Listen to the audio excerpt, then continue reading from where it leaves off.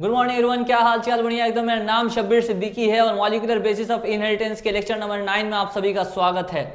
तो अभी तक हम लेक्चर नंबर 8 में क्या क्या पढ़ लिए हैं याद करिए। सबसे पहले जो है हम लेक्चर नंबर 8 के आखिरी वाले सेक्शन में हम आरएनए वर्ल्ड पढ़े थे। आरएनए वर्ल्ड का क्या मतलब था कि सबसे पहला जो जेनेटिक मटेरियल है वो डीएनए आया था या आरएनए आया था। तो हमने बात किया था कि सबसे पहला जो जेनेटिक मटेरियल था वो आरएनए था। आरएनए क्यों था? क्योंकि आरएनए वो सारे काम खुद ही कर सकता था।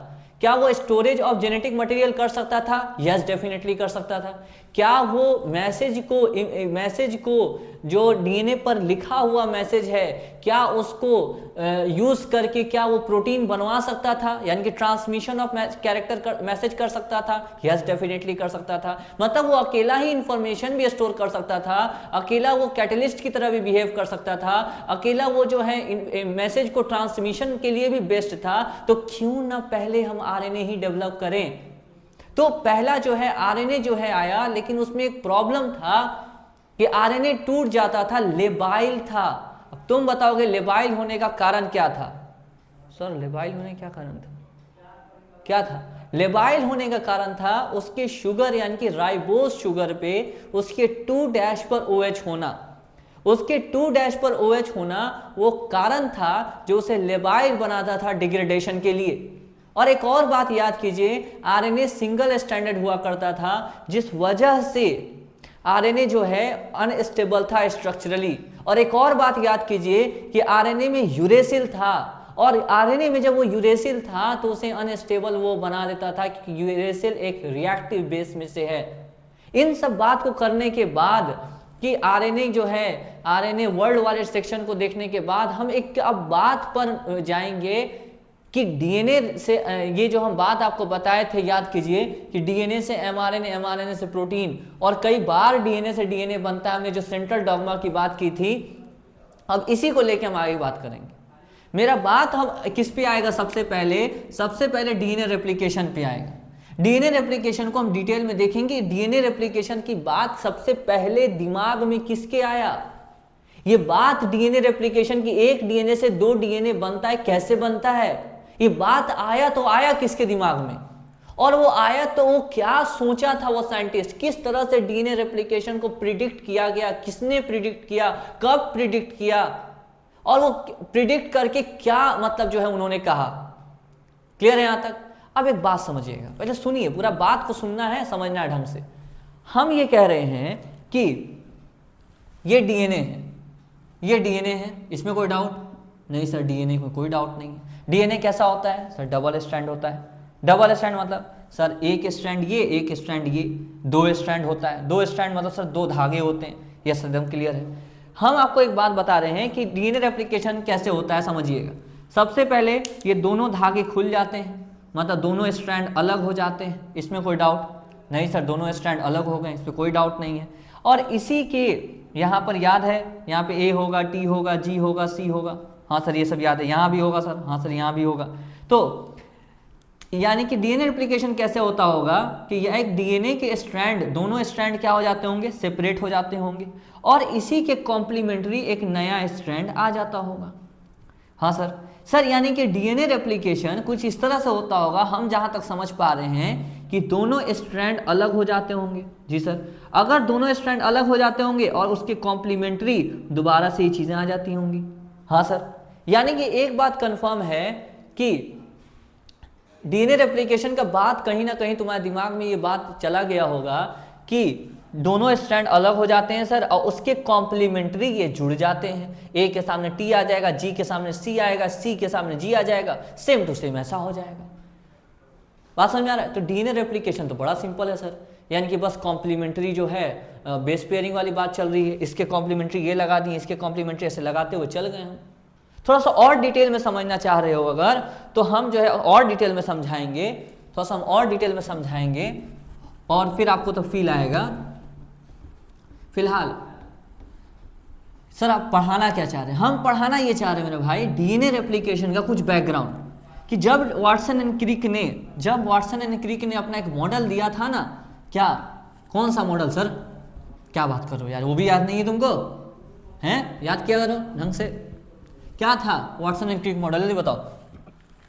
वाटसन एंड क्रिक मॉडल था कि जब ये डीएनए है, इस डीएनए को हम पहले खोल लेते हैं, इसे सीधा कर लेते हैं, इसमें कोई डाउट नहीं सर। यहाँ 5 डैश था, यहाँ 3 डैश, सर यहाँ 5 डैश था, यहाँ 3 डैश, इसमें कोई डाउट नहीं सर। ए के सामने क्या आता था सर, टी आता था। जी के सामने क्या आता था, सी आता था। सी के सामने सर जी आता था। सर टी के सामने सर ए आता था। यहाँ 2 बॉन्ड, यहाँ 3 हाइड्रोजन बॉन्ड, यहाँ 3 hydrogen bond. Sir triple bond नहीं भाई, ट्रिपल बॉन्ड मत बोल देना, उस टाइम भी समझाए थे हम। क्या बोलेंगे सर, 3 हाइड्रोजन बॉन्ड बोलेंगे जी। क्या होता है, वाटसन एंड क्रिक ने क्या बोला, देखिए वाटसन एंड क्रिक ने बोला कि भाई देखिए डीएनए रेप्लिकेशन कैसा होता होगा। उन्होंने कहा कि देखिए दोनों स्ट्रैंड सेपरेट हो जाते होंगे। ओके सर, दोनों स्ट्रैंड क्या हो जाते होंगे सर, सेपरेट हो जाते होंगे। क्या हो जाते होंगे सर, सेपरेट हो जाते होंगे। और उसके कॉम्प्लीमेंट्री, सर पहले ये तो लिख दीजिए, 80 तो लिख दीजिए सर 80 वाली बात तो लिख दीजिए, ठीक है। तो हम यहाँ लिख देते हैं वो बात को, इसमें कोई डाउट है सर? अरे भाई मेरे कोई डाउट है क्या, अरे भाई कोई डाउट है क्या, जल्दी बताओ। नहीं सर, दोनों स्ट्रैंड सेपरेट हो जाते होंगे हाइड्रोजन बॉन्ड तोड़कर, और उसके कॉम्प्लीमेंट्री ए के सामने टी लगा देते होंगे, जी के सामने सी लगा देते होंगे, सी के सामने जी लगा देते होंगे, टी के सामने ए लगा देते होंगे। और इस तरीके से हम यहाँ भी वैसा ही करते होंगे, टी के सामने ए लगा देते होंगे, सी के सामने जी लगा देते होंगे, जी के सामने सी लगा देंगे, टी के सामने ए लगा देंगे, और फिर यहाँ पर भी 5 प्राइम से यहाँ पर 3 प्राइम कर देंगे। अब एक बात देखिए आप, क्या एक डीएनए के में से सबसे पहला स्टेप क्या हुआ, दोनों स्ट्रैंड, बोथ स्ट्रैंड क्या हो गए सर, सेपरेट हो गए। सर पढ़ाना क्या चाह रहे हैं आप, डीएनए रेप्लिकेशन का एक बैकग्राउंड दे रहे हैं, डीएनए रेप्लिकेशन का एक बैकग्राउंड दे रहे हैं। सबसे पहले डीएनए रेप्लिकेशन कैसे होता होगा, दोनों स्ट्रैंड सेपरेट हो जाते होंगे, और फिर जो है दोनों स्ट्रैंड, ईच स्ट्रैंड जो है कि टेम्पलेट की तरह काम करेगा। सर टेम्पलेट मतलब हर एक स्ट्रैंड टेम्पलेट की तरह काम करता होगा। सर टेम्पलेट मतलब इसी को पढ़कर लगाना, तो इसी को हम टेम्पलेट कहेंगे। इसको क्या कहेंगे सर, टेम्पलेट। सर टेम्पलेट मतलब इसी को पढ़कर लगा रहे हैं कि क्या जोड़ना है। अच्छा, मतलब इसी को टेम्पलेट कह रहे हैं, हाँ इसी को टेम्पलेट कह रहे हैं। सर इसका मतलब तब तो 2 टेम्पलेट होगा। एक डीएनए में अगर ये स्ट्रैंड सेपरेट होंगे तब तो 2 टेम्पलेट बन जाएगा सर। हाँ एकदम सही बात है। तो हर स्ट्रैंड जो है टेम्पलेट की तरह काम करेगा, और उसको पढ़कर हम क्या करेंगे, उसी के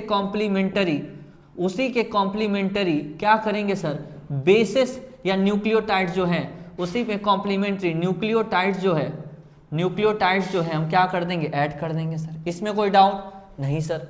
यानी कि यहां पर एक सवाल हम बना देंगे कि how many templates are present during DNA replication. DNA replication के समय मेरे भाई मेरी बहन कितने जो है ये जो है टेम्पलेट काम करेंगे सर। टेम्पलेट मतलब यही स्ट्रैंड को कह रहे हैं जिसको पढ़कर जिसके सामने कुछ जोड़ें। अच्छा वो तो 2 हो गया, हाँ सर, तो क्या आंसर होगा सर, 2 होगा, कोई डाउट नहीं सर। अब आते हैं काम की बात पे, डीएनए रेप्लिकेशन के बात पर। याद करिए आज से लगभग 5000 करोड़ साल पहले, क्या ज़्यादा पुराना हो गया सर, उतने ही पुराने हम भी हैं। क्या बात कर, अरे एकदम अभी तुम जान कहाँ रहे हो। देखो यहाँ सबसे पहले क्या हुआ कि दोनों वाटसन एंड क्रिक 1953 में डबल हेलिक्स मॉडल दिया था। उन्होंने ये जब मॉडल दिया था ना, तो उन्होंने कहा था देख भाई हमारे लिए मुश्किल नहीं है डीएनए रेप्लिकेशन बताना, हम जो है डीएनए रेप्लिकेशन अपने मॉडल के थ्रू ही बता सकते हैं।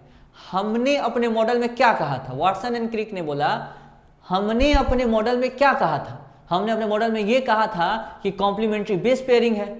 हाँ सर, यानी कि कॉम्प्लीमेंट्री बेस पेयरिंग है। तो वाटसन एंड क्रिक ने बोला कि ये बात हमारे दिमाग से नहीं निकला है, ऐसा नहीं कि हम बता नहीं सकते डीएनए रेप्लिकेशन कैसे होता होगा। उन्होंने क्लियरली बोला कि दोनों स्ट्रैंड सेपरेट हो जाते होंगे और उसके कॉम्प्लीमेंट्री जो है चीज़ें लग जाती होंगी, इस तरह से डीएनए रेप्लिकेशन हो जाता होगा। पर इन्होंने बस कहा, प्रिडिक्ट किया। क्या प्रिडिक्ट किया सर, कि दोनों स्ट्रैंड सेपरेट हो जाते होंगे और हर एक स्ट्रैंड के कॉम्प्लीमेंट्री एक नया स्ट्रैंड आ जाता होगा। किसने प्रिडिक्ट किया सर, वाटसन एंड क्रिक ने किया था। सर कब किया था, जब उन्होंने मॉडल दिया था। सर मॉडल कब दिया था, अब तुम बताओगे। क्लियर है यहां तक? तो मॉडल दिया था तो उन्होंने क्लियरली बोल दिया था कि दोनों स्ट्रैंड सेपरेट हो जाते होंगे और उसके कॉम्प्लीमेंट्री एक नया स्ट्रैंड आ जाता होगा, पर प्रिडिक्शन किया था। सर प्रिडिक्शन मतलब उन्होंने बस बताया था ऐसा होता होगा। अच्छा सर, तो एक्सपेरिमेंट किसने किया था? एक्सपेरिमेंटल किसने दिया था सर? इस पे एक्सपेरिमेंटल प्रूफ किसने? एक्सपेरिमेंटल प्रूफ किस चीज का सर? डीएनए रेप्लिकेशन का। डीएनए रेप्लिकेशन का सर किसने दिया था? दिया था मिसेल्सन एंड स्टाहल ने। मिसेल्सन एंड स्टाहल ने। सर कब दिया था? 1958 में। ओके, और किसने दिया था सर? टेलर ने दिया था। सर दर्जी एक्सपेरिमेंटल, अबे साइंटिस्ट का नाम है, ये टेलर दर्जी वाला नहीं है, टेलर। अच्छा सर, किसने? मिटेंसन स्टाहल ने दिया था और टेलर ने दिया था। सर मिटेंसन स्टाहल ने किस पे एक्सपेरिमेंट करके दिया था ये बात? कौन सी बात सर? कि डीएनए रेप्लिकेशन कैसे होता होगा। मिटेंसन स्टाहल ने दिया था इकोलाई पर, और फिर जो है बाद में प्लांट पर, ठीक है, बाद में एक्सपेरिमेंट हुआ, बाद में ह्यूमन पर, इस तरीके से। खैर हम देखेंगे ये बात, हटाओ। एक्सपेरिमेंटल प्रूफ इसने दिया था, ठीक है सर। सर अभी तक हमको क्या याद होना चाहिए? अभी तक ये बात याद होना चाहिए, जब वाटसन एंड क्रिक ने मॉडल दिया था अपना डबल हेलिक्स मॉडल, तो उन्होंने ये मॉडल देने के साथ इन्होंने ये भी बताया था, मॉडल देने के साथ इन्होंने ये भी बताया था कि किस तरीके से डीएनए रेप्लिकेशन होता होगा। उन्होंने कहा डीएनए रेप्लिकेशन ऐसे होता होगा कि दोनों स्ट्रैंड सेपरेट हो जाते होंगे और उसके कॉम्प्लीमेंट्री एक स्ट्रैंड आ जाता होगा, उसकी कॉम्प्लीमेंट्री नया स्ट्रैंड जोड़ देते होंगे। इस तरीके से डीएनए रेप्लिकेशन होता होगा। पर इन्होंने बस क्या किया था? प्रिडिक्ट किया था। क्या इन्होंने एक्सपेरिमेंटल प्रूफ दिया था? नहीं। तो क्या इनका बात को हम पूरा सत्य 100% करेक्ट मान लें? क्या प्रूफ, अगर सवाल आ जाए कि एक्सपेरिमेंटल प्रूफ दिया था वाटसन एंड क्रिक ने, तो क्या आप सही करेंगे? नहीं। इन्होंने बस प्रिडिक्शन किया था, प्रूफ नहीं दिया था। प्रूफ किसने दिया था? मिसेल्सन एंड स्टाहल ने। और किसने दिया था? टेलर ने। बात क्लियर है यहां तक? मस्त है सर। अब आगे बढ़ते हैं। जब डीएनए रेप्लिकेशन होता है तो एक बात देखो, तो ये दोनों स्ट्रैंड सेपरेट हो जाते हैं। हाँ सर, ये जब नया, ये डीएनए देखो और ये डीएनए देखो, ठीक है सर। यहां देखो 80 है, हाँ सर, 80 है, हाँ सर, 80 है, हाँ सर। देखो ये कॉपी बना है, एक बार बताइए सर। ATGC देख लो, एकदम सेम है। ATGC एकदम सेम इसका कॉपी बना है कि नहीं? हाँ सर, एकदम कॉपी बना है। अबे इसलिए तो डीएनए रेप्लिकेशन कह रहे हैं। अच्छा, अरे मास्टर, तुम भूल ही गए थे कि हम डीएनए रेप्लिकेशन पढ़ रहे हैं। ध्यान रखना भाई, कहाँ मतलब कुछ भी। सर टॉपिक तो पढ़ रहे, यही भूल गए क्या पढ़ रहे हैं? अरे भाई यही पढ़ रहे हैं, इसका कॉपी बना था। अच्छा सर, ठीक है सर। अब एक बात देखो, जब ये कॉपी बना ड्यूरिंग डीएनए रेप्लिकेशन, जब ये कॉपी बना तो इस कॉपी में हर एक कॉपी को देखो, उसमें एक पुराना स्ट्रैंड है और एक नया स्ट्रैंड है। इसमें कोई डाउट? इसमें कोई डाउट भाई? सर क्या बात है, किस बात में डाउट? इस बात में डाउट कि हर एक डीएनए में एक पुराना स्ट्रैंड है और एक नया स्ट्रैंड है। इसमें कोई डाउट? अरे भाई इसमें कोई डाउट तो बता दो हमको, इसमें कोई डाउट तो बता दो। नहीं सर, इसमें कोई डाउट नहीं है, इसमें कोई डाउट नहीं है। तो अगर इसमें कोई डाउट नहीं है तो हम इसको आगे बढ़ सकते हैं क्या? हाँ सर। सर क्या अभी तक दिमाग में होना चाहिए? सबसे पहली बात, दोनों स्ट्रैंड टेम्पलेट की तरह काम करेंगे। हर एक स्ट्रैंड के कॉम्प्लीमेंट्री बेस पेयरिंग को यूज़ करके जो है डीएनए रेप्लिकेट हो जाएगा। हाँ सर। और जब डीएनए रेप्लिकेशन होता होगा तो उसमें से एक स्ट्रैंड नया रहता होगा, उसमें से एक स्ट्रैंड क्या रहता होगा? ओल्ड, पुराना रहता होगा, और दूसरा स्ट्रैंड क्या रहता होगा? नया रहता होगा। इस तरह की रेप्लिकेशन को हम, जहाँ पर एक पुराना स्ट्रैंड रहे और एक नया स्ट्रैंड आ जाए, इस तरह के डीएनए रेप्लिकेशन को हम सेमी कंजर्वेटिव डीएनए रेप्लिकेशन कहते हैं। सेमी कंजर्वेटिव डीएनए रेप्लिकेशन कहते हैं। और जो मिसेल्सन स्टाहल ने एक्सपेरिमेंट दिया था ना, प्रूफ जो दिया था ना, वो किस बात का प्रूफ दिया था? किस बात का प्रूफ दिया था? इसी बात का प्रूफ दिया था। किस बात का सर?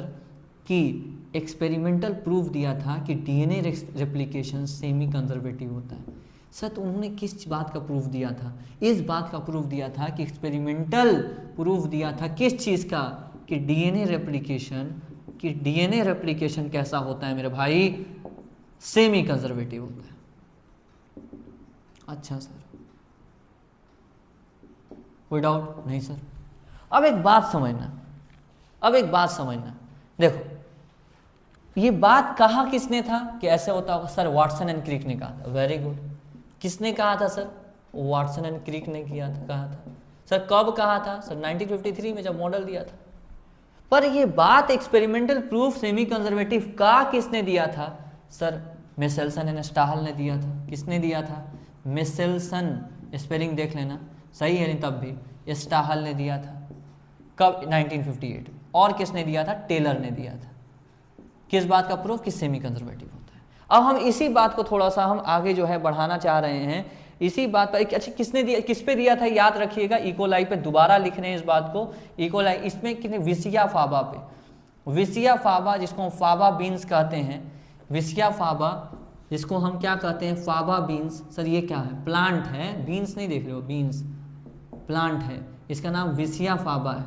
इस पे इन्होंने जो है क्या किया था? एक्सपेरिमेंटल प्रूफ दिया था कि डीएनए रेप्लिकेशन सेमी कंजर्वेटिव होता है। तो आइए इस एक्सपेरिमेंटल प्रूफ को जो है एकदम तरीका से जो है हम देख रहे हैं, एकदम एक्सपेरिमेंटल प्रूफ को एकदम तरीका से देखते हैं।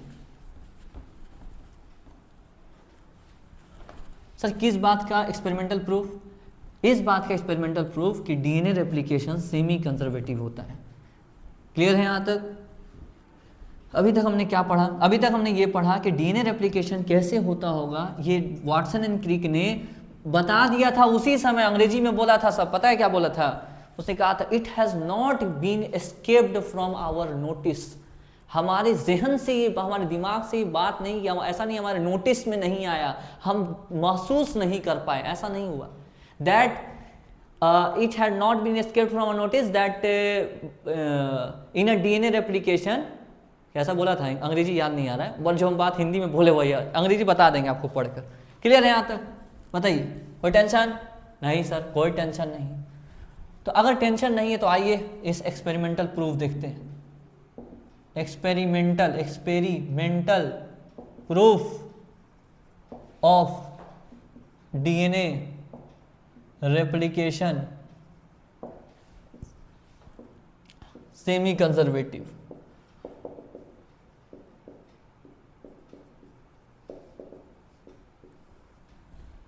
ओके सर, सबसे पहले किसने दिया था? जल्दी बताओ, बोलना भाई, बैठे बैठे सो जाते हो क्या तुम लोग? बोलो जल्दी से। मिशेल्सन एंड सर स्टाहल ने दिया था। ठीक है सर, किस पे, कब दिया था? सर 1958 पे। बहुत बढ़िया। किस पे दिया था? सर इकोलाई पे। सर इकोलाई क्या है? बैक्टीरिया है, इसमें कोई डाउट नहीं? सर कोई डाउट नहीं। फिर किस पे किए? फिर प्लांट पे किया गया। फिर किस पे किया गया? ह्यूमन पे किया गया। पर सबसे पहली बार, फर्स्ट टाइम, पहला पहला प्यार है, कौन? इकोलाई।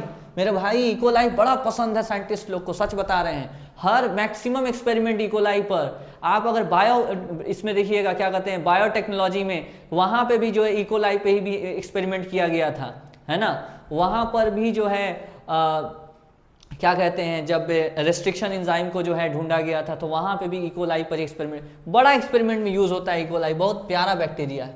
ठीक है ना? क्लियर है? हाँ सर। फिर प्लांट पे हुआ, फिर एनिमल। फर्स्ट टाइम किस पे हुआ? Sir bacteria. चलिए बहुत बढ़िया।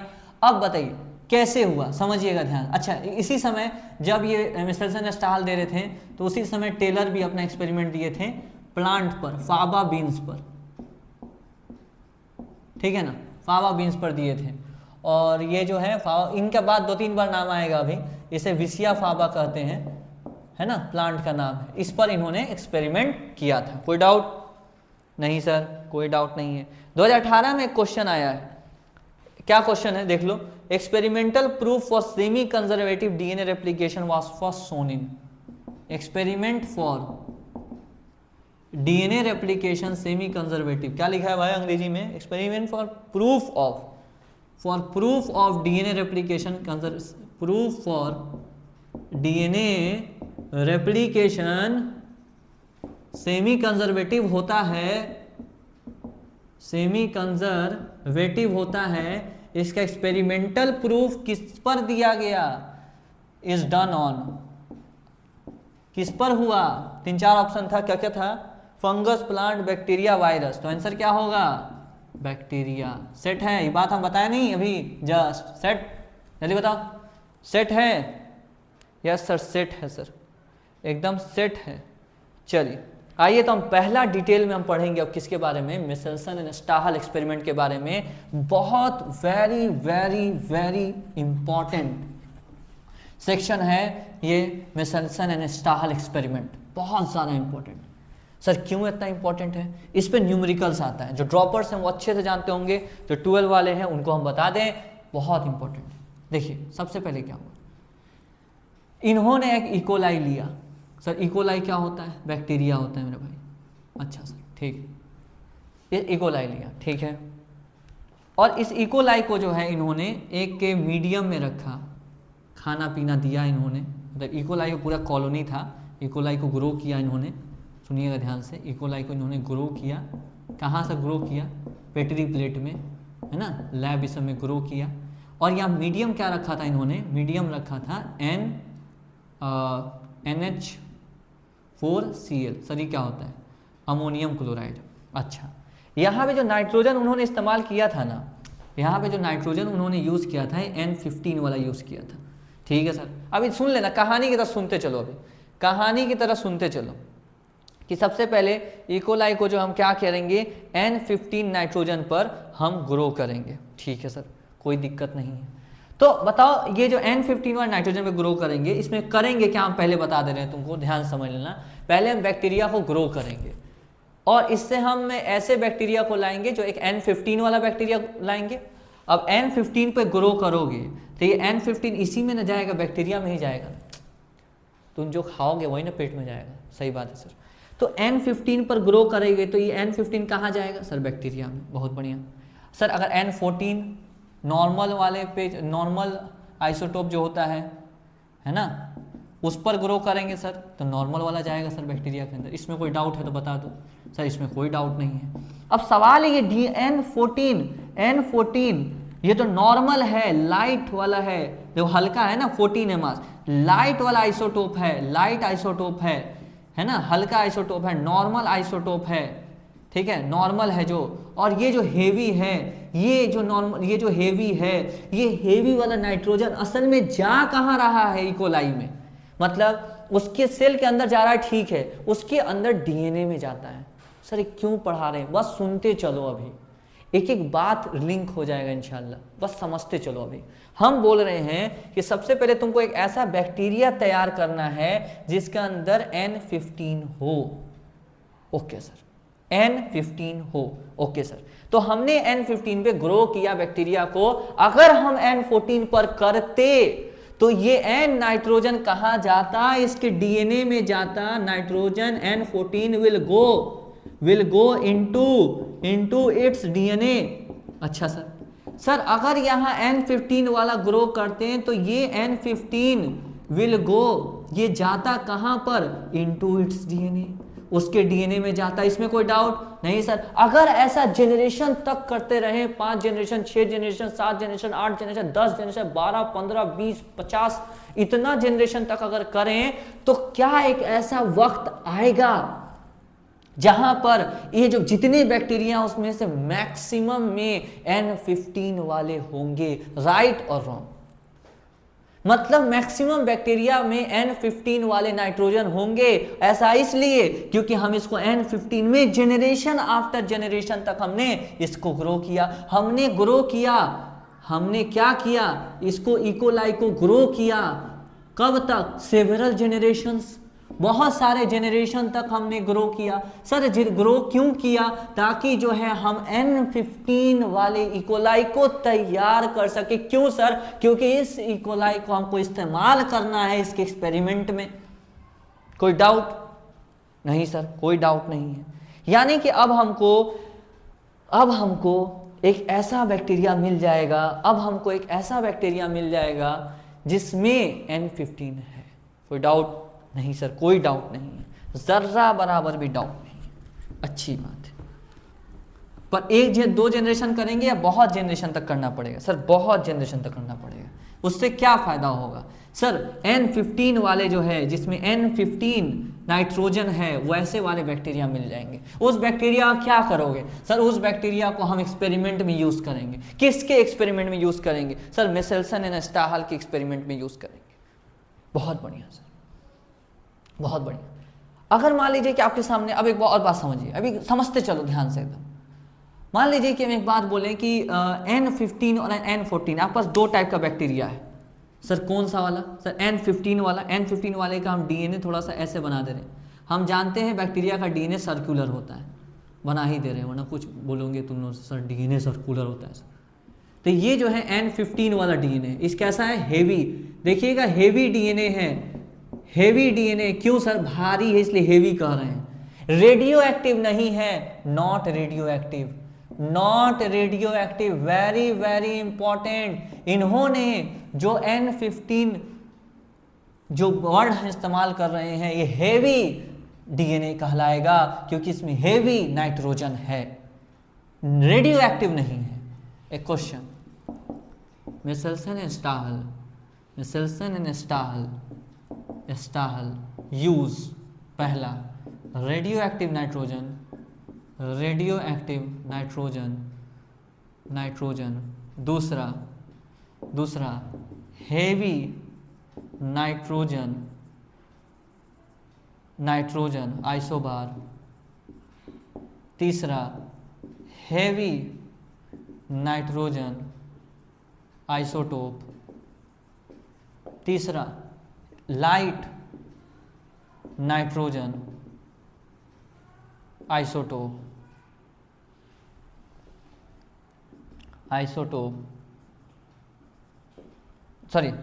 आइसोटोन्स।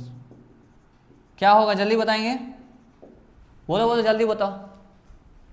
बोलेंगे जल्दी जल्दी फास्ट, इतना टाइम मत लगाओ, तो जल्दी जल्दी बताओ। मेसेल्सन एंड स्टाहल ने क्या यूज किया था सर? रेडियो एक्टिव गलती से ही मत बोल देना, रेडियो एक्टिव नहीं यूज होगा। हेवी नाइट्रो आइसोबार नहीं सर, आप ही गलती कर गए। हाँ लेकिन तुमको नहीं करना है। हेवी नाइट्रोजन आइसोटोप है ना, आइसोटोप यूज किया था। ठीक है सर। और एक और अब बैक्टीरिया हम बना दे रहे हैं। ठीक है सर, कौन सा? एक बैक्टीरिया बनाए हैं जिसमें N14 पे ग्रो किया गया था। ठीक है सर, तो ये N14 वाले बैक्टीरिया हैं। N14 वाले, इसे कहते हैं लाइट डीएनए। कैसा डीएनए है sir? Sir light DNA. Sir light DNA क्यों कह रहे हैं? हल्का डीएनए इसलिए। अब हम कह रहे हैं तुमको अगर लाइट डीएनए और हेवी डीएनए, मतलब लाइट बैक्टीरिया वाले को और हेवी बैक्टीरिया को, दोनों बैक्टीरिया ही हैं, कुछ में हल्के डीएनए कुछ भारी डीएनए है, तो डीएनए को सेपरेट कैसे करोगे सर? सिंपल है, हम करते क्या है देख लेना, समझ लेना। हम जो है इस तरीके से हम ऐसे घुमाते हैं, बैक्टीरिया को रख लेते हैं और हम इस तरीके से ऐसे इस तरीके से घुमाते हैं, ऐसे सेंट्रीफ्यूज कहते हैं इसको। ऐसे ऐसे घुमाने को सेंट्रीफ्यूज कहते हैं। तो बाहर जो है ना इस तरफ फोर्स लगता है, ऐसे ऐसे घुमा रहे हैं ना, तो इसे घुमाने से फायदा क्या होता है? बाहर की तरफ फोर्स लगता है, तो नीचे हेवी वाली चीज इकट्ठा हो जाता है और ऊपर हल्का वाला चीज इकट्ठा हो जाता है। ऐसे ऐसे जब घुमाते हैं ना तो क्या होता है? नीचे भारी चीज हो जाता है, ऊपर हल्का चीज आ जाता है। बात समझ में आ गया? Yes sir. यानी कि नीचे जो है हेवी डीएनए वाला बैक्टीरिया आ जाए तो हेवी डीएनए की बस बात करो, तो हेवी डीएनए कहाँ आ जाएगा सर? नीचे आ जाएगा। हेवी डीएनए कहाँ आ जाएगा सर? नीचे आ जाएगा। सर लाइट डीएनए कहाँ आ जाएगा सर? ऊपर आ जाएगा। लाइट डीएनए कहाँ आ जाएगा सर? ऊपर आ जाएगा। पर सर उतना भी तो फर्क नहीं है, 1U का तो फर्क है बस, वो N14 है या N15 है, बस एक का ही तो फर्क है, उतना तो फर्क नहीं है कि अलग अलग ही दिखे हमको। हाँ, इसीलिए हम जो है यहाँ पर एक खास प्रकार का सॉल्ट यूज करेंगे ताकि ये काम अच्छे से हो जाए। उस सॉल्ट को कहेंगे सीजियम क्लोराइड, और इसका डेंसिटी ऊपर से नीचे हम बढ़ाते हुए रहेंगे, मतलब ये सीजियम क्लोराइड सॉल्ट यूज करेंगे और ऐसे डालेंगे ना कि नीचे थोड़ा ज़्यादा घना रहे। नीचे जो है हम क्या करेंगे, और ज़्यादा घना होते जाएगा, नीचे जो है और ज़्यादा डेंसिटी बढ़ते जाएगा। किसका सर? किसका डेंसिटी बढ़ता जाएगा सर? अरे बोलो किसका डेंसिटी बढ़ता जाएगा? सॉल्ट का डेंसिटी ऊपर से नीचे की तरफ बढ़ते जाएगा। सॉल्ट की डेंसिटी, सीजियम क्लोराइड के सॉल्ट की डेंसिटी इंक्रीज होते चलेगी ऊपर से नीचे। कोई डाउट नहीं सर? सर ऐसा क्यों किए? ऐसा क्यों किए? ऐसा इसलिए किए क्योंकि यहाँ पर जिसका डेंसिटी जिससे मैच करेगा वो वहाँ जाके रुक जाएगा। मतलब ये हेवी डीएनए, हाँ सर, तो ज़्यादा डेंसिटी वाले से इसका मैचिंग होगा, हाँ सर। तो ज़्यादा घना वाला चीज़ मतलब हेवी वाला चीज़ हेवी से मैच कर जाएगा और यहाँ आके ये रुक जाएगा। सर कम घना वाला चीज़ लाइट वाला यहाँ कम डेंसिटी पे आके रुक जाएगा। बात समझ में आ रहा है? तो ज़्यादा डेंसिटी वाला नीचे रुकेगा, भारी वाला नीचे रुकेगा, हल्का वाला ऊपर रुकेगा कम डेंसिटी के पास। तो डेंसिटी ऊपर से नीचे बढ़ाते हुए चलेंगे, किसका? सेजियम क्लोराइड का इंक्रीजिंग डेंसिटी होगा। एनसीईआरटी कहता है caesium chloride density centrifugation method use किए हैं।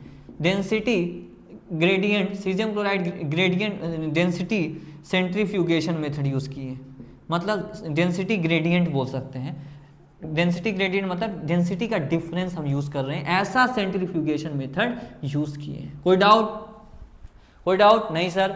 आपने किया क्या सर? N14 और N13 आपने तैयार किया, N14 और N13 आपने तैयार किया, और आपने क्या किया सर? N14 N13 तैयार करके फिर आपको एक ने बात बताया कि सर अगर हेवी डीएनए और लाइट डीएनए को आप सेपरेट करना चाह रहे हैं तो कैसे करेंगे? सर कैसे करेंगे? हम ऐसे करेंगे कि हम जो है सीजियम क्लोराइड सॉल्ट को यूज करेंगे और ऊपर से लेके नीचे तक उसका डेंसिटी जो है इंक्रीज होता चलेगा और हल्का वाला डीएनए ऊपर रह जाएगा और भारी वाला डीएनए नीचे हो जाएगा। तो बताओ, जो बीच का है ना बहुत हल्का है ना बहुत भारी है, वो कहाँ आएगा?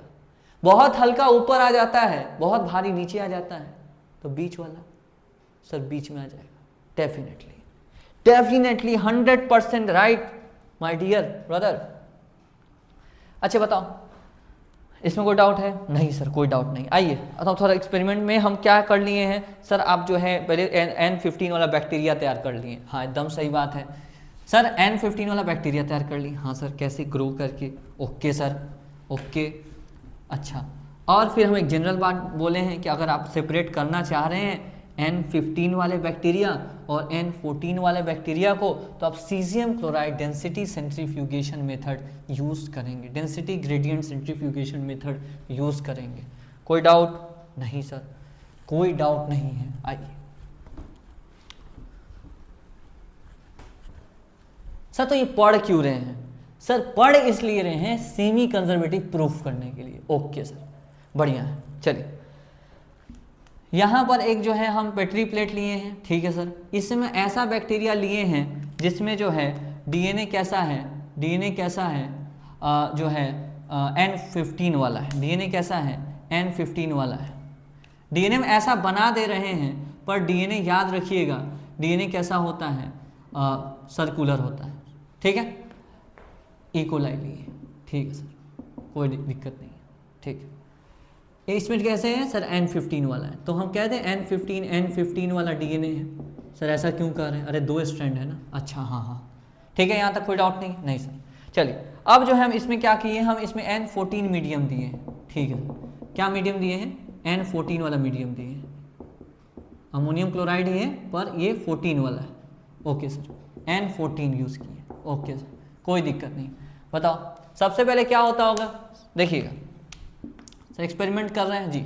सबसे पहले क्या करेंगे? सबसे पहले एक बात बताओ, 1 मिनट बाद, सॉरी 1 मिनट नहीं, 20 मिनट में बैक्टीरिया जो है ना क्या करता है? डिवाइड कर जाता है। ओके, तो 20 मिनट के बाद क्या होगा सर? एक बैक्टीरिया से 2 बैक्टीरिया हो जाएगा, ठीक है, 2 बैक्टीरिया हो जाएगा।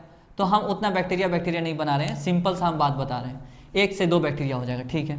तो उसमें डीएनए रेप्लिकेशन कैसे हुआ होगा सर? डीएनए रेप्लिकेशन सिंपल सा हुआ होगा कि 1 से 2 बनना है ना बैक्टीरिया को, तो डीएनए क्या सबसे पहले क्या हो गया होगा सर? सेपरेट हो गया होगा, है ना। 2 बनाना है ताकि 2 में बांट सके, 2 इकोलाई बैक्टीरिया बांट सके, तो सबसे पहले डीएनए सेपरेट हो गया होगा। हाँ सर, उसके कॉम्प्लीमेंट्री नया स्ट्रैंड बना होगा। हाँ सर, तो 2 स्ट्रैंड बन गया। हाँ सर, सर ये 2 स्ट्रैंड क्यों बना? ताकि 2 बैक्टीरिया बांट सके। कोई डाउट नहीं सर?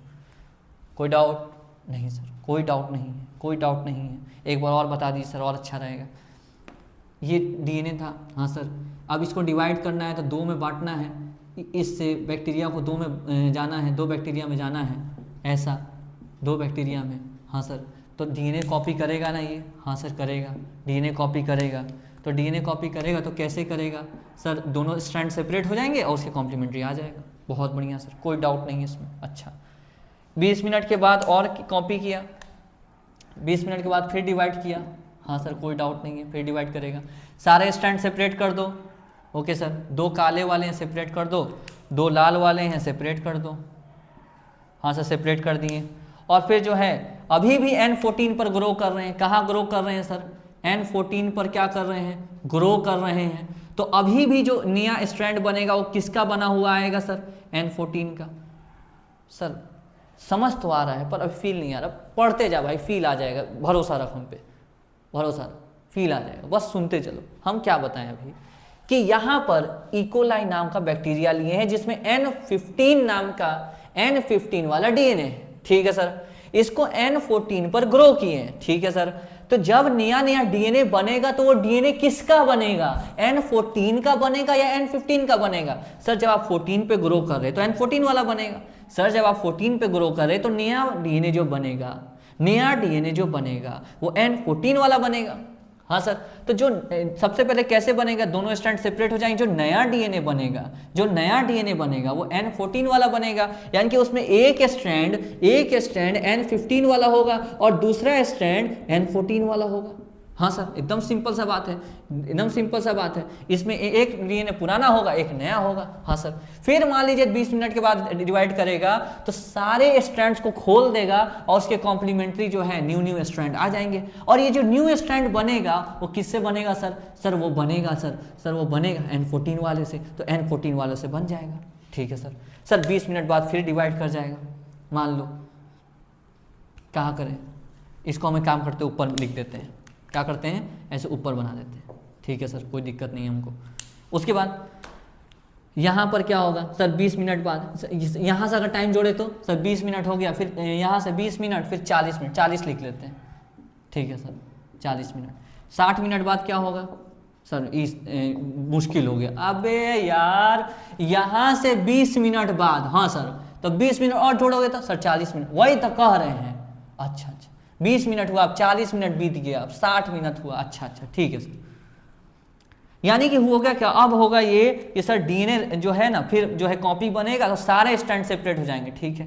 काले वाले कितने हैं सर, 2 हैं, सबको सेपरेट कर दो, 1 2, ठीक है सर, सबको सेपरेट कर दो, 3 4, देखो इसको भी हटा दिए, हाँ सर, ये और एक और कर देंगे, ठीक है। अब सब अभी भी N14 पे ही ग्रो किए हैं, अभी भी कहाँ किए हैं ग्रो, N14 पर ही ग्रो कर रहे हैं। तो जो नया नया डीएनए बनेगा वो किसका बनेगा सर, N14 का ही बनेगा, तो बना दो सर, N14 का ही बनेगा तो बना दो सर, N14 का ही बनेगा तो बना दो, कोई डाउट नहीं है सर, बहुत बढ़िया सर।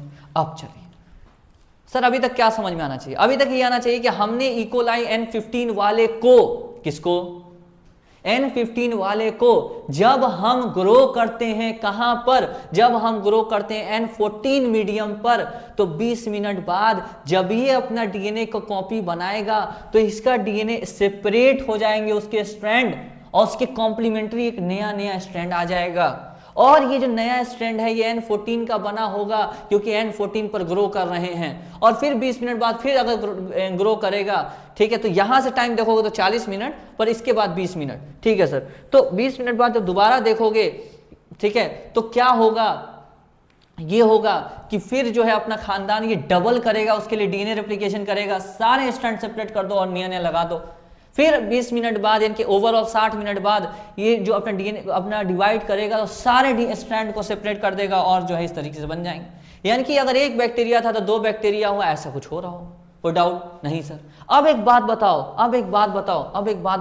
क्या बताएं सर, एक बात बताना, क्या चीज सर, ये बताना कि इस डीएनए में एक पुराना स्ट्रैंड है, एक नया स्ट्रैंड है। हाँ सर एकदम सही बात, इस डीएनए में एक पुराना स्ट्रैंड है, एक नया स्ट्रैंड है। हाँ सर कोई डाउट नहीं सर। देखो इस डीएनए में जिसमें एक नया पुराना स्ट्रैंड एक नया स्ट्रैंड है, ऐसे डीएनए को हाइब्रिड डीएनए कहते हैं। क्या कहते हैं सर? हाइब्रिड डीएनए कहते हैं। हाइब्रिड मतलब सर एक भारी वाला है N15 और एक हल्का वाला है N14, दोनों हैं इसलिए हाइब्रिड। सर ये क्या होता है? Heavy DNA. सर ये क्या होता है? Heavy DNA. अच्छा, तो सर ये क्या होता है जिसमें दोनों 14 वाला है? Sir light DNA. सर ये क्या होता है जिसमें दोनों 14 वाला है? Sir light DNA. ठीक है सर, यानी कि जब 20 मिनट बाद बताओ हाइब्रिड कितने बने? सर पूरे तो हाइब्रिड ही हैं, ये भी हाइब्रिड, ये भी हाइब्रिड। यस, यानी कि 20 मिनट बाद कितने परसेंट हाइब्रिड होंगे? 20 मिनट बाद कितने परसेंट हाइब्रिड होंगे? इकोलाई 20 मिनट बाद कितने परसेंट हाइब्रिड होंगे? 100% हाइब्रिड होंगे। यस सर, कोई डाउट नहीं है। अच्छा, 40 मिनट बाद बताओ सर। 40 मिनट बाद बताइए। देखिए सर, हाइब्रिड जो हैं 4 में से 2 हैं। हाइब्रिड जो हैं 4 में से 2 हैं, मतलब 50% हाइब्रिड होंगे सर। बहुत बढ़िया, 50% हाइब्रिड होंगे। अरे बहुत बढ़िया सर। अच्छा, 60 मिनट बताइए। 60 मिनट बाद सर, 60 मिनट बाद देखिए सर, 8 ठो में से 1 2 3 4 5 6 7 8, 8 में से 2 है सर। सर 8 में से 2 मतलब कितना परसेंट हुआ सर? सर 25%। सर कैसे सर? अबे यार, 8 में से 2 25%। अच्छा हाँ सर, हाँ सर सही है, यानी कि सर 25% होगा। आप बताओ 20 मिनट बाद सर 100% हाइब्रिड। 40 मिनट बाद 50%, 60 मिनट बाद 25%। अच्छा 80 मिनट बाद सर तो आधा कर देंगे। अब तो समझ गए हैं सर। अरे सर अब तो समझ गए हैं सर। Sir 12.5% hybrid. ठीक है सर, बहुत बढ़िया। चलो तो सवाल करें, बताओ 20 मिनट बाद कितने परसेंट हाइब्रिड? सर सब तो हाइब्रिड ही हैं। अरे सर सब तो हाइब्रिड ही हैं, डीएनए सेपरेट हो गए थे, सब तो हाइब्रिड ही हैं सर। 20 मिनट बाद कितने percent hybrid? Sir 100% hybrid. Sir 40 minute बाद कितने परसेंट हाइब्रिड? सर 20 मिनट बाद, सर 40 मिनट के बाद। सर आप कंफ्यूज कर दिए। अरे भाई साहब देख, सुन भाई, 20 मिनट बाद कितने परसेंट हाइब्रिड? सर सब हाइब्रिड है, सब हाइब्रिड है सर, 100% हाइब्रिड। सर 40 मिनट बाद सर 50% हाइब्रिड। सर 60 मिनट बाद सर 25% हाइब्रिड। 80 मिनट बाद सर 12.5% हाइब्रिड। इसमें कोई सवाल पूछे तो तुम बता दोगे क्या? अरे तुम बता दोगे क्या? अरे हाँ सर एकदम बता देंगे। ठीक है, तो बताओ 20 मिनट बाद इकोलाई को हम ग्रो किए, N15 वाले इकोलाई को N14 में ग्रो किए। ठीक है सर, 20 मिनट बाद कितने मिनट बाद? सर 20 मिनट बाद। हाँ, कितने परसेंट लाइट डीएनए है? 0%। जवाब दे पाए? जवाब दे पाए? हम क्या पूछें सर? आप पूछें कि 20 मिनट बाद कितने परसेंट लाइट डीएनए? सर तो लाइट तो था भी नहीं किया। हाँ तो वही तो कह रहे 0% लाइट है। बढ़िया सर, बढ़िया। 20 मिनट बाद 100% हाइब्रिड। 40 मिनट बाद sir 50% hybrid, 50% light. Sir 20 minute बाद 100% हाइब्रिड। हाँ सर, तो 0% लाइट। हाँ सर, 40 मिनट बाद 50। सर बस हाइब्रिड याद रखो, लाइट तो खुद से बता दोगे। 40 मिनट बाद सर 50% हाइब्रिड, तो 50% लाइट। सर 50% लाइट डीएनए मतलब देखो ना, पूरे में से 50% हाइब्रिड, 50% लाइट।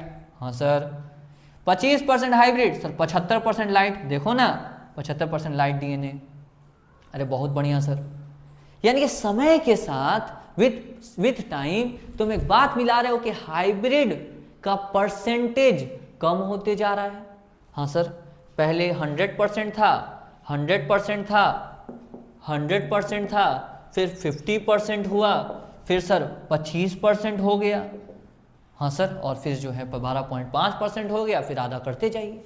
हाँ सर, से तो कभी ख़त्म ही नहीं होगा इसको। हाँ थोड़ा सा रह जाता है, थोड़ा सा रह जाता है, तो उसको इग्नोर कर देते हैं। मतलब जो बहुत जनरेशन हो जाएगा, 50 60 100 200 जनरेशन नाक के बराबर बचता है, उसको इग्नोर मार देते हैं। ठीक है सर, यानी कि with time percentage of hybrid decrease होगा कि इंक्रीज, ये बताइए हमको बस। Sir percentage of hybrid decrease होगा, परसेंटेज ऑफ हाइब्रिड डिक्रीज होगा। बहुत बढ़िया सर। अच्छा बताइए, विथ टाइम लाइट का परसेंटेज क्या होगा? लाइट डीएनए का, लाइट डीएनए, हल्के डीएनए का। Sir light DNA with time बढ़ते चलेगा। बहुत बढ़िया, बहुत बढ़िया। चलिए अब हाइब्रिड का नंबर बताओ तुम। ओके सर, नंबर बताते हैं। बताओ हाइब्रिड का नंबर कितना है पहले जेनरेशन में, ये पेरेंटल जेनरेशन हुआ, ये पहला जेनरेशन हुआ, ठीक है सर। पहले जेनरेशन में हाइब्रिड का नंबर कितना है सर? अगर 2 बोले सर, 2 फिक्स है? नहीं, अगर एक बैक्टीरिया लिए तब ना 2 है। हाँ सर, ये बात सही है। बताओ, अगर जो है अगर बैक्टीरिया 2 लें, ठीक है सर, तो हाइब्रिड डीएनए कितना है सर? 2 है। कोई डाउट? नहीं सर। हाइब्रिड डीएनए सर कितना है अभी फिलहाल? कितना है सर? 2 है। अभी फिलहाल कितना है हाइब्रिड? सर 2 है। बहुत बढ़िया। अभी भी हाइब्रिड कितना है सर? 2 है। सर अभी भी हाइब्रिड कितना है सर? 2 है। सर बाद में भी हाइब्रिड कितना होगा? 2 होगा। यानी कि हाइब्रिड का परसेंटेज कम होते जा रहा है, लाइट के कंपेयर में परसेंटेज कम होते जा रहा है, पर हाइब्रिड का नंबर मेंटेन्ड है। हाइब्रिड का नंबर मेंटेन्ड है। अभी भी 2 हाइब्रिड, अभी भी 2 हाइब्रिड, अभी भी 2 हाइब्रिड डीएनए, यानी कि हाइब्रिड डीएनए का नंबर मेंटेन्ड है। कोई डाउट? नहीं सर, कोई डाउट नहीं है। अरे सर कोई डाउट नहीं है।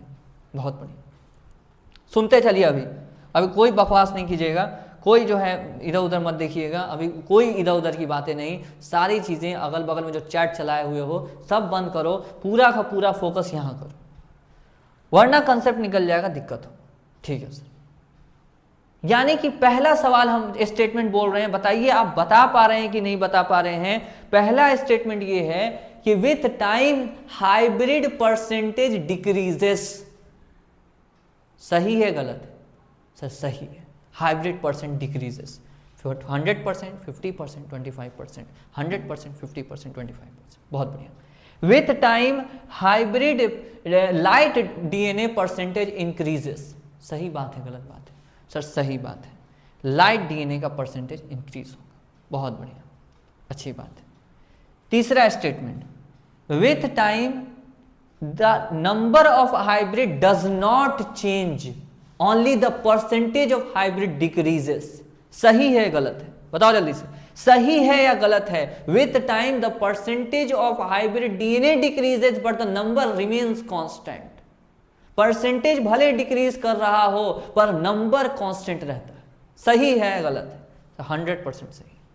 ओके, यानी कि अगर बताइए, अगर हम यहां पर 2000 बैक्टीरिया स्टार्टिंग में लिए, 2000 बैक्टीरिया, तो यहां कितने बैक्टीरिया सर? 4000, डबल हो जाते हैं ना। हाँ सर। तो कितने डीएनए होंगे सर? 4000 डीएनए होंगे। कितने डीएनए हाइब्रिड होंगे सर? 4000 हाइब्रिड होंगे। यहां पर कितने परसेंट हाइब्रिड होंगे सर? 50%, मतलब 2000 हाइब्रिड होंगे। यहां कितने सेल थे सर? 4000 सारे हाइब्रिड। Okay sir.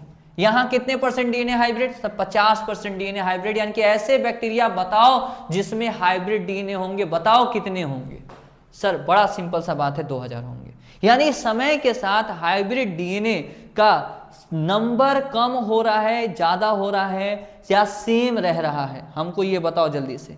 समय के साथ number of hybrid DNA, number of hybrid DNA कम हो रहा है या ज्यादा हो रहा है, या remains constant? Remains constant. Set है तो बताइए जल्दी से। सेट है तो बताइए हम आगे बढ़ेंगे। सेट है तो बताइए हम आगे बढ़ेंगे। देखिए, राइटिंग पे मत जाइएगा, हम मेरा पूरा का पूरा ध्यान आपको जो है समझाने पे रहता है। तो हो सकता है हमारा राइटिंग हो क्या सकता है, राइटिंग गड़बड़ा ही जाता है, समझाने में ध्यान पूरा समझाने पे रहता है। इसी पर बेस्ड कुछ सवालात करते हैं, कुछ सवाल करते हैं, और फिर आपको जो है हम आगे कुछ और बातें बताएंगे। तो एक बात बताइए सर, क्या कि अगर ऐसा कुछ सवाल करें तो बताइए, in the first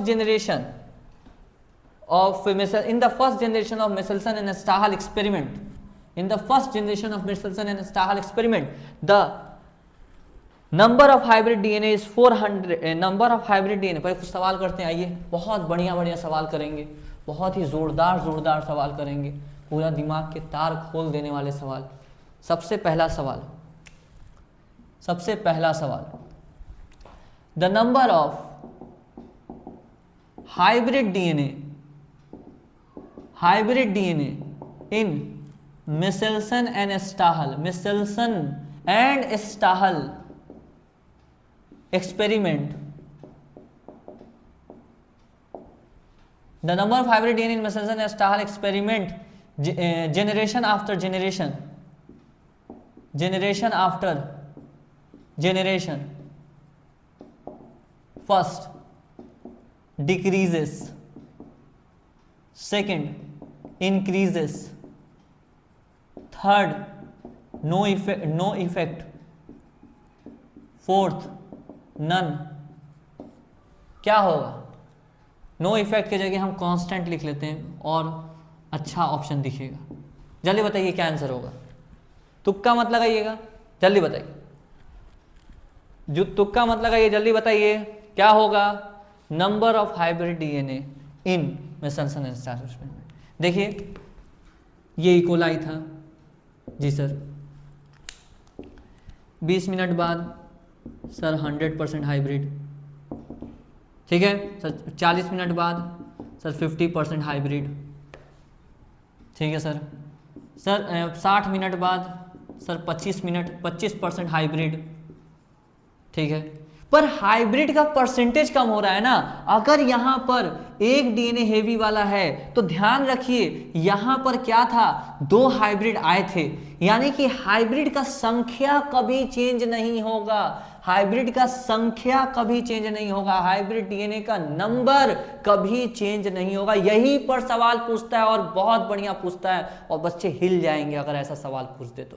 बिकॉज बच्चे को लगता है कि हाइब्रिड का परसेंटेज डिक्रीज होता है, पर वो सवाल पूछ दिया ना अगर कि नंबर क्या होगा, तो फिर जो है बच्चे अगर कंसेप्ट नहीं समझे हैं तो उड़ जाएंगे। फिर समझिए ध्यान से, बताइए light DNA, the percentage of light DNA, बताइए क्या होगा इन मेसेल्सन एंड स्टाहल एक्सपेरिमेंट। ऑब्वियस है the percentage of light DNA, बताइए जनरेशन आफ्टर जनरेशन क्या होगा? डिक्रीजेस, इंक्रीजेस या remains constant? Sir hybrid DNA क्या था सर? 100%, 50%, 25%। हाइब्रिड डीएनए का नंबर कम होते जा रहा है, तो लाइट डीएनए का नहीं सॉरी, हाइब्रिड डीएनए का परसेंटेज कम होते जा रहा है, तो लाइट डीएनए का परसेंटेज इंक्रीज होते चलेगा। लाइट डीएनए का परसेंटेज इंक्रीज होते चलेगा। लाइट डीएनए का परसेंटेज बोलेंगे इंक्रीज होते चलेगा। तीसरा बोलेंगे जल्दी fast, the number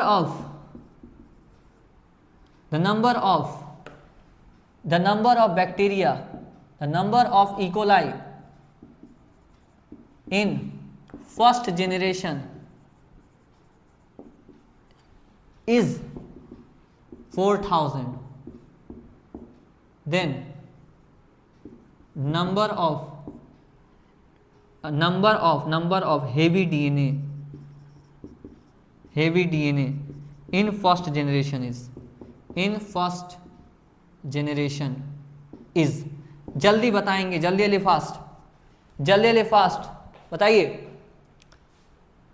number of E coli in first generation is 44,000, then number of heavy DNA in the first generation is, देखिए बैक्टीरिया जितने होंगे उतने ही डीएनए होंगे, ऑब्वियस सी बात है, ठीक है। बताइए इकोलाई फर्स्ट जनरेशन में, फर्स्ट जनरेशन पेरेंटल को नहीं कहते, ये पेरेंटल को फर्स्ट नहीं कहते, जो इसके बाद 20 मिनट के बाद आ रहा है उसको हम फर्स्ट जनरेशन कहते हैं, इसको हम फर्स्ट जनरेशन कहते हैं। अगर 2 बैक्टीरिया है तो दोनों हाइब्रिड डीएनए, दोनों में हाइब्रिड डीएनए होंगे, हेवी डीएनए होंगे ही नहीं। अब फुल्ली के फुल्ली पूरे हेवी डीएनए नहीं मिलेंगे अब, या तो हाइब्रिड या तो लाइट। बस हेवी डीएनए बस कहां मिलते थे? पेरेंटल में। या तो हाइब्रिड मिलेंगे अब, या तो अब फर्स्ट जनरेशन की बात कहा है तो पूरे के पूरे हाइब्रिड मिलेंगे। पूछा है हेवी डीएनए नहीं मिलेगा अब बस हाइब्रिड मिलेगा, तो आंसर 0। सेट है? यस सर सेट है। अब एक बात बताइए, अगला क्वेश्चन भाई, अगला क्वेश्चन क्या sir? if 14,000 bacteria is taken, या 10,000 लेते हैं, 10,000 bacteria taken is taken for Michelson and Stahel experiment, then number of bacteria with hybrid DNA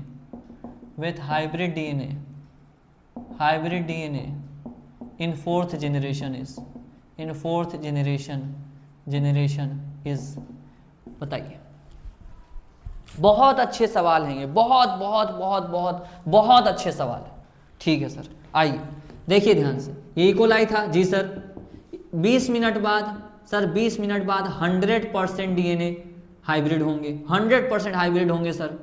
ठीक है, उसके बाद 100% बैक्टीरिया, उसके पास हाइब्रिड डीएनए होंगे। हम 100% डीएनए बोले हाइब्रिड है या 100% बैक्टीरिया बोले हाइब्रिड है, बात एक है। हम 100% डीएनए बोले हाइब्रिड है या 100% बैक्टीरिया बोले हाइब्रिड है, बात एक है, क्योंकि डीएनए बैक्टीरिया के अंदर होगा ना। अभी तो बैक्टीरिया का पढ़ रहे हैं जी सर। तो 40 मिनट बाद सर, 40 मिनट 50% डीएनए हाइब्रिड है, 50% बैक्टीरिया हाइब्रिड है जी सर। 60 मिनट बाद सर, 60 मिनट बाद जो है क्या होगा, 25% डीएनए हाइब्रिड होगा जी सर। पहला जनरेशन, दूसरा जनरेशन, तीसरा जनरेशन, ओके सर, चौथा जनरेशन 12.5। यहाँ तुम थर्ड जनरेशन कर दो ताकि तुम्हारे लिए कैलकुलेशन आसान हो और समझ पाओ। ठीक है सर, 25% डीएनए हाइब्रिड होगा।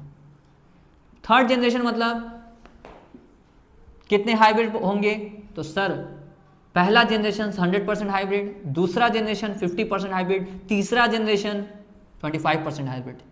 25% इसका कितना हुआ सर? इसका 25% हुआ, तुम निकाल लेना, 25% हुआ, निकाल ही लो भाई। 25% वाले हाइब्रिड होंगे, इसका होगा 25%, 2,500, लेकिन तब भी हम निकाल के दिखाएंगे आपको। कुछ बच्चे जो हैं थोड़ा सा मुलायम से हैं, एकदम मासूम से, ठीक है ना। कितना है? 2,500 सेट है यहाँ तक। तो 2,500 जो है डीएनए कैसे होंगे? हाइब्रिड होंगे। तो सर लाइट कितने होंगे? सर तो लाइट कितने होंगे? 7,500। सर हेवी कितने होंगे? होंगे ही नहीं। हेवी कितने होंगे? होंगे ही नहीं। अरे कोई डाउट है तो बताओ भाई, कोई डाउट है तो बताओ, तभी हम आगे बढ़ेंगे। बताओ जल्दी से। एनसीईआरटी एक सवाल पूछता है, ये बताइए 80 मिनट बाद क्या होगा? भाई 80 मिनट बाद जो है क्या होगा? 12.5%। क्या 12.5% क्या? हाइब्रिड। ओके सर, बहुत बढ़िया सर, बहुत अच्छा लगा ये बात जान के, बहुत ही दिल बाग हो गया। चलिए, बागबान नहीं ना हो गया। चलो सुनो, क्लियर है यहाँ तक? सेट है? चलिए बताओ। Just sir set. आइए थोड़ा सा एक बात बताते हैं, सुनिएगा ध्यान से, एक बात समझिएगा। अगर हम स्लाइड डीएनए को, अगर हम ऐसे जो है हम क्या करें, टेस्ट ट्यूब रखें और हम इस स्लाइड डीएनए को इस तरीके से हम ऐसे घुमाएं। सर किस तरीके से? ऐसे सर, ऐसे ऐसे ऐसे ऐसे ऐसे ऐसे सर, कैसे? ऐसे ऐसे भाई, ऐसे ऐसे घुमाएं, ऐसे ऐसे। ओके सर, बाहर की तरफ फोर्स लग रहा होगा। हाँ सर, बाहर की तरफ फोर्स लग रहा होगा। कौन सा force sir? Sir centrifugal force लग रहा होगा, सेंट्रीफ्यूगल फोर्स लग रहा होगा, सेंट्रीफ्यूगल फोर्स लग रहा होगा। कोई डाउट नहीं है? नहीं सर, कोई डाउट नहीं है। बाहर की तरफ कौन सा फोर्स लग रहा होगा सर? सर सेंट्रीफ्यूगल फोर्स लग रहा होगा। सर एनसीईआरटी तो ग्रेविटेशनल फोर्स दिया है। अरे भाई कह दिया है, ठीक है, हटाइए ना, लेकिन असल में सेंट्रीफ्यूगल फोर्स लग रहा होगा। ठीक है एकदम? हाँ सर। चलिए, तो एक बात समझ में आया, हम क्या कर रहे हैं, इसको हम ऐसे ऐसे घुमा रहे हैं। हाँ सर। तो लाइट डीएनए कहाँ आएगा देखेंगे अभी। फिर हम क्या किए, एक और टेस्ट ट्यूब लिए, उसमें घुमा रहे हैं। सर एक और टेस्ट ट्यूब लिए, सर उसमें घुमा रहे हैं। अब एक बात बताओ सर, हेवी डीएनए कहाँ आएगा? सर स्टार्टिंग में मान लो तुम हेवी डीएनए लिए, स्टार्टिंग में तुम क्या लिए सर? हेवी डीएनए लिए। क्या लिए सर? सर हेवी डीएनए लिए। क्या लिए सर? सर हेवी डीएनए लिए। क्या लिए सर? सर हेवी डीएनए लिए। तो बताओ हेवी डीएनए कहाँ आएगा, नीचे या ऊपर?